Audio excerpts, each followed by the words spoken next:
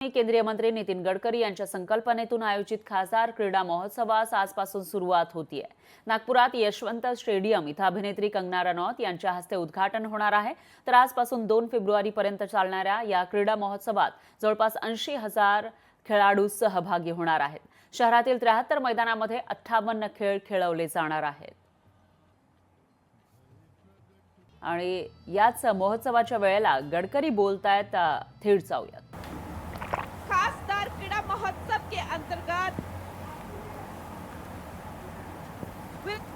तर आपण बघितलेलं आहे कशा पद्धतीने या ठिकाणी महोत्सवाची सुरुवात होतीये। केंद्रीय मंत्री नितीन गडकरी उपस्थित आहेत, त्याचबरोबर खासदार कंगना रनौत सुद्धा या ठिकाणी आहे। दरम्यान इथला आढावा घेतलेला आहे आपले प्रतिनिधी ज्ञानेश्वर पवार यांनी। बघूया।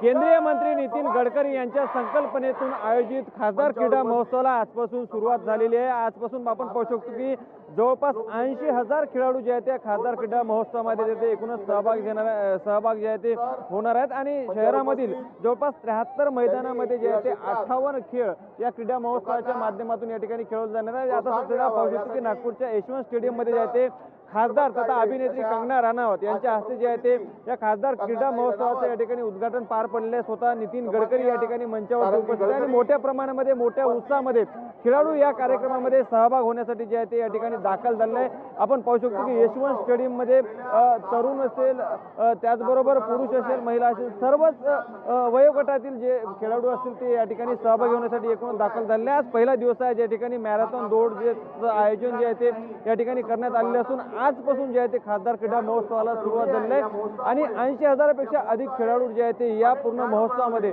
सहभागी होणार आहे। त्यामुळे आजपासून या झालेल्या शुभारंभामध्ये मोठ्या संख्येमध्ये या ठिकाणी युवक असेल, पुरुष असेल, महिला असेल या ठिकाणी सहभागी झाल्याचे एकूण चित्र नागपूरच्या यशवंत स्टेडियम मध्ये पाहायला मिळत आहे।